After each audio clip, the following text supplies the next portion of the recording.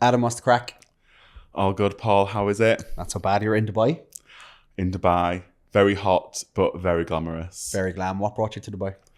Well, photo shoot number 3 brought me to Dubai.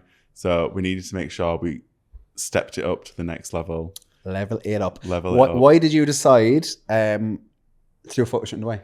I think because obviously I've done a couple of photo shoots now and they're very much kind of like studio and gym based. And I think what more of an extreme setting than in Dubai where the temperature's next level, the culture's next level, and everything is just to the extreme. And it's where you can really make the most out of yourself and really prove, because there's in situations, in settings like we've had here, there is nowhere to hide. So it's about just investing in you and just showing yourself what you can do, what you can produce, and why not feel sexy in Dubai? Why not just do it? Spend the money. And where did you do your shoots? For Dubai? Yeah. So we went out into the desert and did a shoot in the desert. So we were able to, we hired quad bikes, we hired desert buggies, and then we also hired, we booked out the most incredible suite, is all I can say, in a very luxury hotel, which was the most amazing backdrop for a photo shoot. We had greenery, we had water, we had living rooms, we had desks. Complimentary chocolates. We had sweets and chocolates and fruits. From the complimentary amenities team. How do you become part of that team? That's what I want to know. So answer me this, right? Given your shoots in the hotel, in the desert, etc., like on a scale of 1 to 10, how sexy did that make you feel? 11. Absolutely unbelievable, because I never thought, if I checked myself a year and a half ago and I said to myself, you're going to be doing a shoot in Dubai with barely any clothes on, feeling unbelievable, I would have laughed you out the room. 100%. And I just think that now I've got to that space where I feel so comfortable and confident just showing off all the work that I've done. Yeah. And why not? Why not now? Why not just do it? Because you've got one life, you've got one body. Treat it well and show it off. But do you think that every bad day that you had throughout the process, I'm sure there was many, did that bring you to this point? Like, did you reap in enough rewards by coming here, by saying, you know what, that bad day was worth it? Yeah, 1,000,000%. Because a lot of the time, most of the times are fine and they're good, but you do have bad days. You have days where the last thing you want to do is eat that meal that you've prepped, or go to the gym, go out for steps and do it all. But it's in those times when I found myself where I felt the best after doing it. And you're like, that was amazing. I feel 10 out of 10 just for knowing that I've done something, even when I've not wanted to do it, because that's where I've felt the most proud of myself, because I've shown up even when it was hard. Because we can all do things when it's easy. We can all make it work when everything goes to plan. But I've found that especially over the last few months, when I have been busier and lots of things have been happening in my own life, that still being able to prioritize my own health and fitness, even though all I've wanted to do is curl up in a ball and not do anything and not see anyone, not speak to anyone. But I've done it because I'm invested in who I want to become and where I want to be. And sometimes the sacrifice is worth it. And this was definitely worth it. So what have you lost now? So you've lost, I think, just under 50 kg, 47 kg, 46, 47 kg? Yes. So the biggest loss, 47 kg, which was, I never thought I'd be able to lose that. Yeah. And a lot of the time people were saying, I didn't realize you had that much to lose. Because I think the thing... Everyone will always say that. Well, yeah. Always say that. And it's really interesting now, because I'll have friends and family that will look at me now. They'll look at my photos from photo shoots, or just photos from social events and things like that. And they'll look at me and they'll go, I never even thought you were that big. And then you compare the photo and you're like, it looks nothing like you anymore. You are a different person. I think what's great about you is you're honest about your journey. Yeah. There's no self-entitlement. And it's very much, I'm going to put in the work for me. It's about me. There's no selfishness. You're humble about it. And I think sometimes we're very much on the same page. I want to speak about something here, and it may land, it may not land, right? Yeah. So say if there was a real fat lad, right? And people are going to watch this, but like, you can't say that. Lads, you can say what you want. Because that's the realistic part, right? That's like, the word is fat, right? People are not going to like that. If there's a fat lad who wanted to lose 47 kg, little bit like you, little bit lost, didn't know what to do, what kind of tips, advice, or tricks would you give them who maybe want to do a photo shoot somewhere, who want to become their best self? Like, what would you say to that person? Do it and give yourself a chance. Because I always thought that was like, oh, I'm never going to be able to do this. I'm never going to be able to do that. I tried to sort of draw a line at where I wanted to get to. And I thought, right, oh, if I do this, I'll do it for a little bit and it'll be fine. I'll lose a couple of pounds or a couple of stone, whatever it may be. And I'll be able to then just move on. And what I think people need to understand is that as soon as you start to do well and as soon as you notice those little things, because it's all about building up those little wins that would create big ones. And people want to run before they can walk. So I think it's about manage your expectations, set your sights high, but do it in steps and give yourself the chance, invest in yourself and believe in yourself that you can do it. Because I always think to myself, if I can do it, you can do it, because I didn't have self-belief. I had a lot of doubt. I had a lot of voices in my head telling me that you're only going to be able to get so far. But then as soon as you find that you've won and that you can do it, you get addicted to that feeling and you think, right, what's next? What can I do? What else can I do? How much more can I improve? And I think for somebody who's in that position or a very similar position to what I was in, like you say, a year and a half ago, ask yourself, why not? Tomorrow never comes. The perfect time never comes. You'll find an excuse to do nothing. There'll always be that reason. There'll always be something in the back of your mind putting it on hold. And my advice realistically to that person is do it and do it now. I definitely think like people stay too stuck in their comfort zone. And you see this everywhere. You know, push the boat out when it comes to your comfort zone. You know, step outside your comfort zone. And people are probably like rolling their eyes, oh, another comfort zone fucking head, like, you know. But that's the truth of it. Like you said there about like setting the sights of your standards. I think people's standards are way too low. And people might say, oh, that's selfish of you or that's pig-headed of you. Set your standards so exceptionally high. You mightn't get there in 3 months. You mightn't get there in 6 months. You mightn't get there in 8 months. You mightn't get there in 12 months. It's taken you a year and a half to get you to a point where you're like, okay, I look really good. And I think when you come into a fitness journey, you think just fat loss is the whole prerogative, is the whole element of the journey. And it's not. Like, you have to give yourself time to set the foundations, do things at the beginning, lose the fat, but get lean enough so you can actually build size. I think people, they just don't set the barrier high enough for themselves. Like, if you want to be successful at anything, it starts with you. If you feel like shit, if you have no energy, if you're stressed, if your fella's on your back, if your family's on your back, if everything is going to shit, do you think you feel good in everyday life to show up? No, you don't. So how can you go for the job? How can you perform well in bed? How can you, earn more money, take on a side hustle, go for a mortgage? All this starts and it stops with you. What other aspects of your life have you think you've won at since kind of changing your lifestyle and your habits? I think for me, just who I have become as a person and how I kind of, I don't want to say display myself, but how I come across to other people. And the fact that now I give less of a shit about what other people want to think. You have to give less shits. Give less shits. Yeah. Give less fucks, because put them in the bin. The only person that cares about what you're doing should be yourself. Everyone else's opinion is irrelevant. Just like your opinion about someone else is irrelevant. If you're in the gym thinking someone's looking at you, the only person looking at someone is you. Get on with your own thing. And the way that's changed my life to think I just need to do me well, has really sort of proven that I can be unstoppable. But do you feel unstoppable now because you changed your life? Yes. And I feel unstoppable because I've put that work in to think, I've worked hard for this, so I'm going to enjoy what I've worked for.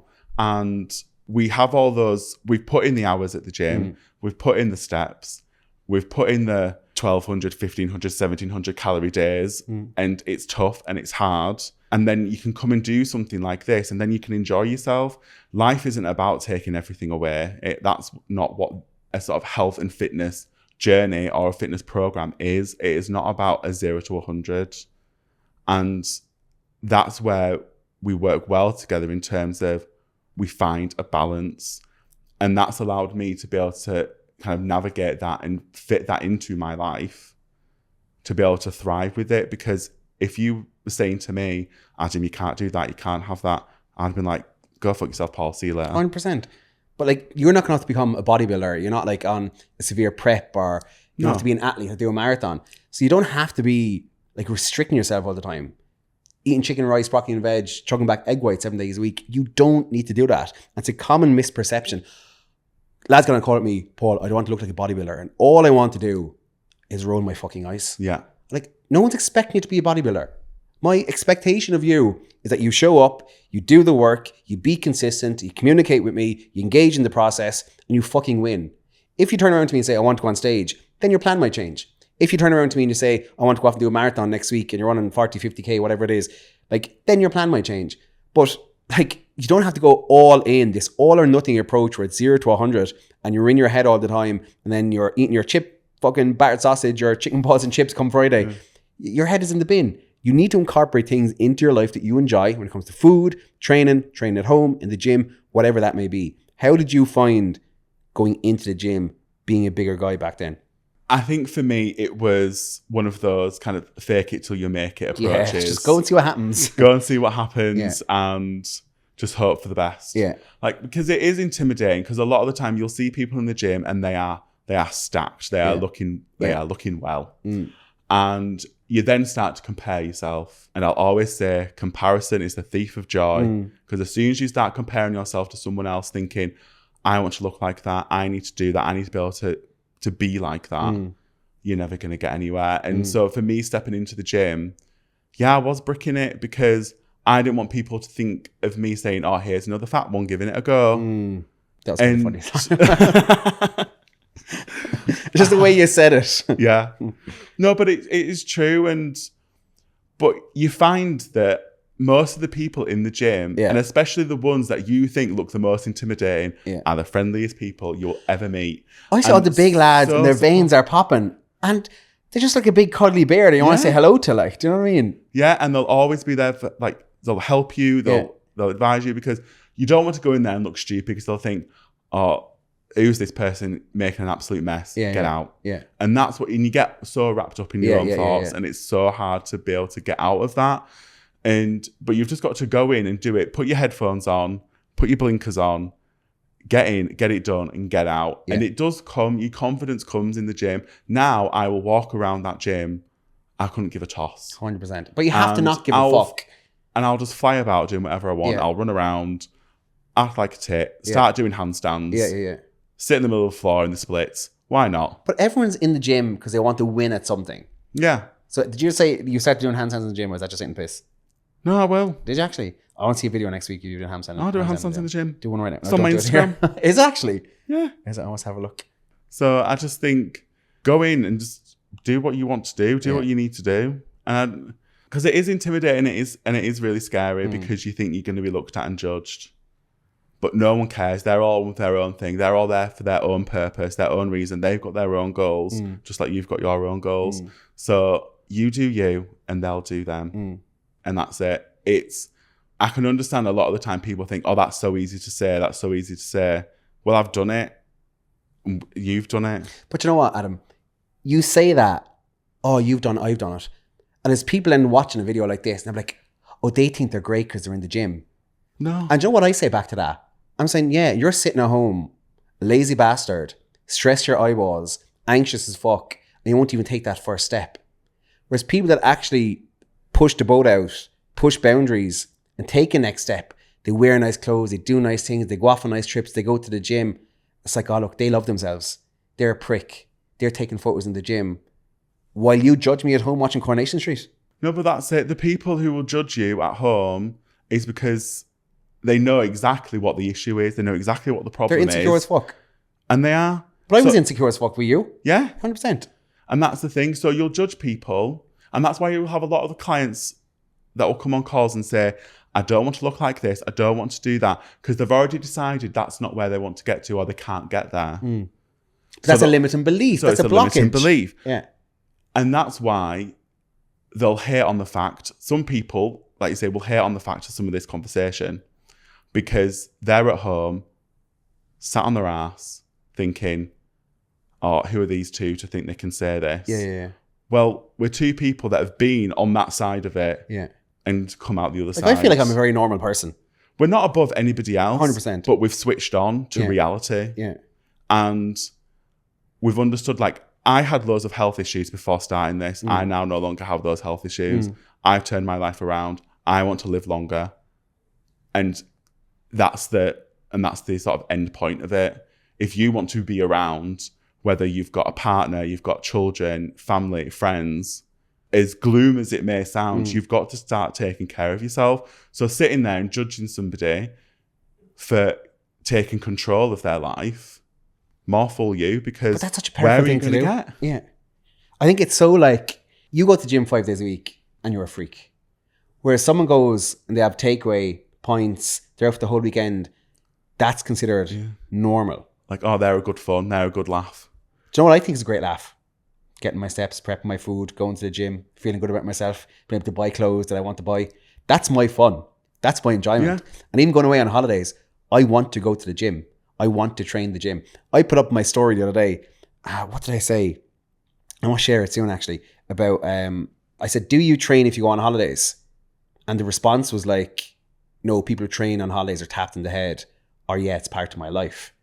And the response that got the most responses was people that train on holidays are tapped in the head. And I guarantee you, I fucking guarantee you right now, those people who tapped in that pole at home, they probably got a result before, took 10 steps backwards. They're the people that hate what they see in the mirror. They're the people that never got passionate about the gym, learned about the gym, worked out, and actually did it long enough to have long-lasting results. Well, this is it. Well, consider me tapped then. Yeah. And we're both tapped or getting tapped. We're both tapped. Yeah. And I think, but this is it. This is where people come from because they're so busy thinking about how can they hide the fact that they've let themselves go. So it's like, if I put you down, that means I feel better about it. And that's where it is. Because we're not sitting here saying that people are wrong, people are bad. We're saying take control of the situation. Because right now, you've got nowhere to go. But Adam, you're stuck. What if they want to take control?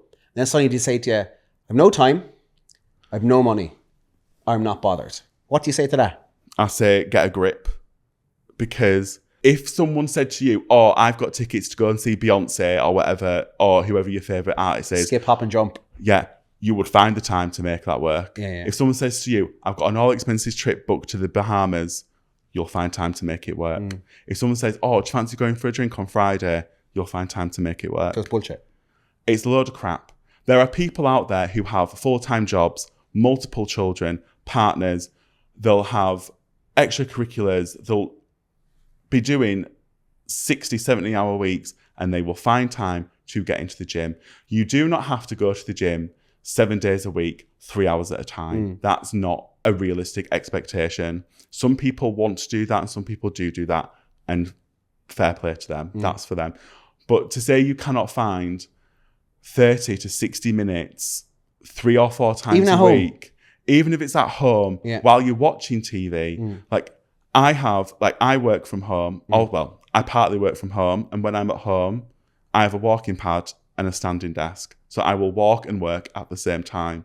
So I know I can get in what I need to get done. And it's little things like that that just get you that little bit more ahead.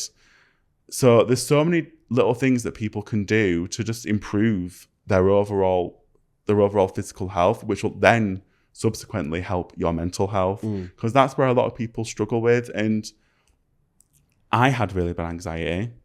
And now that I've decided not to care what people want to say or think, that's now out the window. Why do you think people are so concerned about what other people think of them? That is a tough one. Because I think people get really concerned because they want to be seen as a person of value.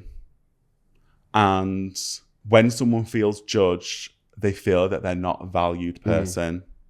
So they feel that there's something wrong with them. And when you feel that someone's wrong with you, there's nowhere for you to really move, because you're like, what do I change? And it makes you feel bad as a person. And that sets you down into that sort of vicious cycle of, I won't go out, I won't do this, I won't do that. And then you become very sheltered, and you might spiral into comfort eating or drinking or whatever that may be, and just sort of sitting there in your own kind of hole. And you no longer feel like a person, you're just like a shell of a person, because there's so much more to you than your size and your sort of fitness and energy levels. But just think how much more you could be if you did that. So like, before you started your journey, you can't tell me you felt as good as you do now, like in terms of your confidence, your energy levels, your overall kind of charisma and your character. Like, you must also have changed complete sort of 180 from where you were to where you are now. I was always a quietly confident person, but like how I developed and evolved over time was over the gym, over the training, meeting new people, fueling myself correctly, having a good night's sleep, and ditching the lifestyle I had before. Like, I was always like quietly confident. But now when you step into a new version of yourself, and now that I can wear clothes that I want to wear, like, look at these ripped jeans, look at these ripped shorts, look at this straight man jersey. Like, that's not something I would ever wear before. I just wasn't wearing that before, because I wouldn't feel confident enough to do it. And it's taken me forever to step into the person that I wanted to become. But if I didn't make the choice to make that change back then, I wouldn't be sitting here having a conversation with you after having clients here doing a photo shoot in fucking Dubai. And I'm feeling 10 out of 10. Yeah. You're feeling 10 out of 10. But there's people who watch this who don't feel 10 out of 10. And they're so scared to take the first step. They're so scared to make that first move because they're scared of what's ahead. It's much more difficult staying stuck, feeling like shit, feeling like crap, than it is to make tiny, gradual steps in the right direction. Like you said, people think they need to be in the gym 7 days a week. No, you fucking don't. Like, and here's one for you. You don't need to be in the gym at all. You can literally focus on your steps, focus on your water, focus on your food, focus on your sleep. Do 2 at-home sessions a week. Yeah. You don't even need to go into the gym. It's that easy. It is, and I think, because we're not sitting here saying we're the next best thing since sliced bread. But what we are saying is the fact that we were there, we got ourselves out of it, and now looking back to where we were to where we are now we feel 10 out of 10. Now we feel fire. But do you feel like you want more from the journey now that you can consistently develop? What's next? Yeah. I'm now addicted to something else. Yeah. It was food. Yeah. A bag of crisps. Get me in there. Yeah. I mean, I'll still be partial to one now, don't get me wrong. But I'm now addicted to the fact of, what can I do next? Like, what areas can I work on the most? Is that pushing the body, or is that because you're mentally in a better place, do you think? It all comes from the mentality of it. Yeah. I think it's look good, feel good, and feel good, look good. Yeah. And as soon as you get into that, as soon as you start seeing that, your mind automatically calms down because you're like, right, this is not something I need to worry about now. So you feel a little bit more relaxed, and you can start focusing on the next thing, the next step. What else can I do? Where else can I sort of excel? And I think that a lot of the time you'll have people who cap themselves at a certain level, and I'm like, right, what's next? Because some people are like, oh, all I want to do is be able to, I don't know, for example, lift 50 kg. Right, but why not, once you get to 50, why aren't you going to 55 or 60? And, or if you're thinking, oh, I want to get down to, I don't know, a medium in a t-shirt, why not a small? Or why not go the opposite direction, really fill it out and go to an extra large because you're hench. So don't just think, once I've got to that goal, that's it. Because for me, it's not about switching off. It's about, right, what can I do to keep progressing? And I think that's where, when people set those limiting beliefs that we were saying before, that they then fall off and they end back up at square one, because they think, right, I've achieved what I wanted to achieve. I can take my foot off the gas. But as soon as you do that, back you go. Yeah. Because you're no longer taking control. I find it really difficult that I can see so much capabilities in people. Mm-hmm. I can see so much strength in people. And like the lads, they just don't back themselves at all. Like I have a client and he's like, oh, I don't want to lose any more fat. I'm like, but you need to lose. You visually, you can see it. I know if you went to the doctor, they will say you will have to lose more fat. And he's like, oh, but I want to build muscle. I want to build a body out. I can't do anything with that until you're lean enough for the fat to come off. Like I want you to like ramp it up a notch. I want to take it up a notch. I want to bring you to a next step. But you're not allowing me to take you to a next step because you won't trust in the process. You've limiting beliefs and you won't trust in what I'm saying to help take you to a next step because you're stuck and you think this is as far as you can go. So you've drawn a line already. Yeah. And this is why education is so important, because you'll have a lot of people thinking as soon as you've kind of lost fat or you're happy with the amount of fat you've lost, you can then just go the opposite direction. Or you'll have people who will lose a lot of fat and then get really scared to kind of go back up in weight and rebuild because they think that's a step backwards. When it's like, well, no, because you have to reset your body to build back up again because you've built yourself into a mess, let's just say. And we now need to take all that off. That you've built the house. We need to rip it down to the foundations and start again. Love that. Love that analogy. Yeah. The bricks have rotted. Yeah. Take it off, start back. And that's where a lot of people get a lot of trepidation because they don't see that as progressing when you start to put weight back on, or they don't see it as progressing when they're not doing something they think they need to do. It's that mental block. Yeah. Because sometimes they think they know better because they've seen something on YouTube or on TikTok and they've seen someone else or their friend down the street has done this because of that.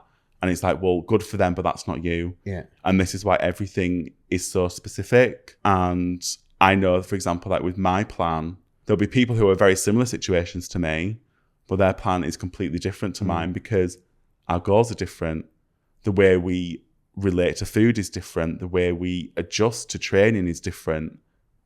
So people just need to, as we'll always say, trust the process. But I think it's that open-minded approach to, okay, yeah, I'll do it. Okay, yeah, no problem. Okay, why are you doing that? Educate me on why you're doing that. Why you're changing the logistics of certain things. Like, I think it's so important that a client becomes educated on a process. But don't come on board if you think you know it all already. Because if you knew it all already, sure, you'd be where you are. You wouldn't need help. You wouldn't need support. You wouldn't need to go to a coach. If you know it all already, don't go to a coach. No. The least you can do is be open-minded, get back to your check-ins, be open to your feedback, criticism, and just enjoy it.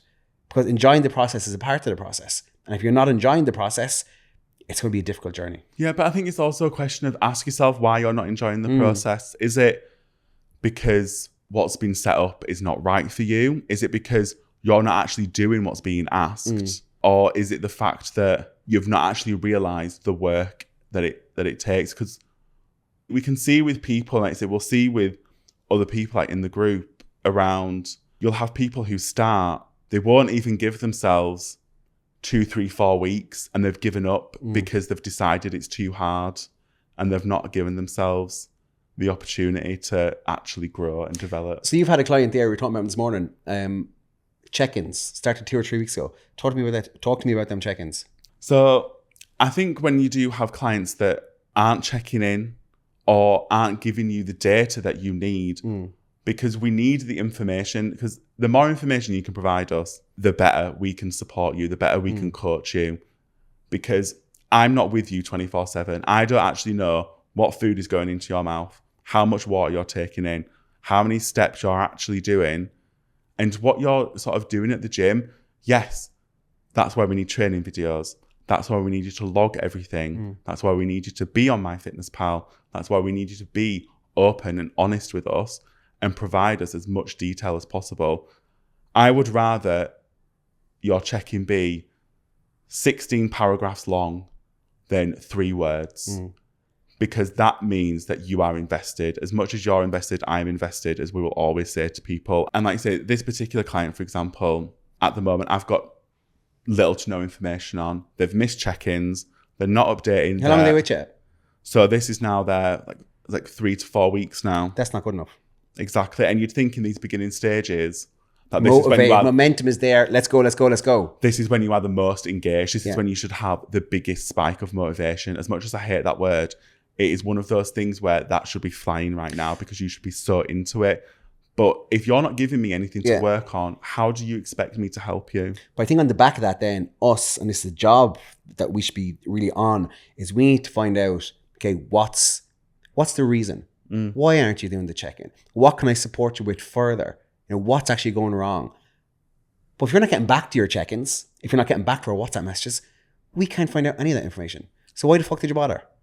Well, this is it. Like you said, have you just thrown money down the drain? Because it's frustrating from a coach's perspective, because all we want to do is, like, we see their potential. Yeah. We see how far they can go. We want to push them and we want to get them, because they came on that call, that first call, for a reason. And we want to get them there. But then all of a sudden, they've realized the work that it actually takes to get there. And yes, you might have things coming up. You might have life no matter what you do. And we're here trying to get the best out of you. And you're listening either to other people, whether that's other friends, family, or just thoughts in your own head, thinking that you can't do it, or I'm not going to bother, or this is fine. Like, you've paid for a service, let us provide that service. Take advantage of what you paid for. Take advantage of it. Like, we're here, we're educated, we know what we're talking about. We've been through it ourselves. Like, you've got a golden ticket here to be able to get to where you want to be. And I think that you've got those people that disengage, especially very early on. That's always a big red flag for me. Always, and I think, well, why have you done it? Because all you've done now is potentially wasted not only my time, but your own time and your own money. Because you've got those people who would love to be able to afford it, and they do struggle, and that's fine. Not everyone's in a financial position where they can do that, and I get it. So take the opportunity while you can and run with it, because at the end of the day, it's you. You're responsible to yourself. We will hold you accountable, providing you allow us. Providing you get back to messages. Yeah. Because I don't know, I just get very frustrated because all I want to do is help people. When we see people thrive and when we see people win, smash it. Smash it out of the park. It is our favourite thing to see, and we get so buzzing for everybody who is showing up. And even when people are saying things are going shit, I'd rather hear that than hear nothing, because I can help with that. I can do something with that. And people just think, oh, we only need to write positive things. No, let us know when I want to know the shit. Pie the shite. I want to know if you shat your pants. Is every one of our days perfect? No. Are there days where we could have done more? Yes. But do we keep doing it? Of course we do, because that's why we're here. What's your favourite part? Obviously, we're in a really good spot now with growth. What's your favourite part about coaching gay men? I think seeing the community thrive and seeing people, because we've got such a good community as well. We've got our own little in-house community within Elevate. And I think we're seeing friendships form. We're seeing sort of... No relationships yet. You never know. It could be pending. Could be behind the scenes that we don't know about. Yeah. And we're seeing such a supportive community, because I think especially if we're looking at sort of like the gay community, there's a lot of tearing people down. There's a lot of judgment. There's a lot of negativity. And even if we take the fitness side and the fitness aspect out of it, just the fact that we've got a solid group of lads that are here willing to listen to each other, talk to each other, and just help people get through. Because even though we do have some people who are very vocal on the chat, and we have some people who you'll never see a message from in your life. That's quite normal as well. Well, that is very normal. Some people do like to be on the sidelines, and that's absolutely fine. But then we know from speaking to them one-on-one that those messages, that they love reading them, and it helps them in the background. Gives you that kick. Yeah, because they're like, oh, actually, I'm not the only one here having a shit day. Yeah. Oh, actually, I've achieved something really good, just like them. I did that the other day. And people kind of see that, and that's what I love to see, because it's something within sort of with gay men that it gets kind of shut down a lot, and it's not something that we can really celebrate because it just gets shat on, for lack of a better term. So that's why I love doing what I do, because I want to make people feel like they can go out there and be who they want to be. And that's what I love. I just love the whole coaching process. Yeah. Like to be able to see like maybe a gay man who's struggling, maybe emotionally, stress. I got a call last week with a guy who was like dealing with alcoholism big time. And I could see and I could feel it on the call. He just wanted so much help. And I was like, I know I can help you. And ever since, he's been like reacting to my posts, reacting to my stories. I know he's going to smash it out of the park. And just when you make that connection, because you will connect to some clients more than others. When you make that connection with someone, it's like, I know you're going to absolutely fucking smash this. But please just work with me side by side, step by step. Because people go to the gym for not just maybe their physique or their headspace. It could be, managing stress. You have to get away from the partner. You have to just, relax after a day's work. It's not all physique. I think people go to the gym thinking it's all visual. It's not like that all the time at all. People could have like, I don't know, suicidal thoughts. They could have having just, a breakup last week. People go to the gym for so many different reasons. Yeah. It's a lot of like mental clarity. It's the same as a lot of people go home from work and open a bottle of wine. Oh, there you go. So why aren't you going to the gym instead of opening a bottle of wine? There we go. There's your money down the drain. There's your time down the drain. You're sitting there for an hour or two watching your fucking EastEnders. It's all those little choices that all add up, and you've just got to change your way of thinking. People think they're stuck. People think they're in a bad cycle. The only one keeping you there is you. So invest in yourself. You've got one life, one body. Look after it. I always say this: you'll either have the money to invest in yourself now or not. Depends on you. You likely have the money. In 6 months' time, you'll still either have that money in your back pocket and you're in a worse position, and you possibly maybe spend the money on shit, or still in your back pocket. Or spend the money now, invest in yourself, and in 6 months' time, you can feel fucking 10 out of 10.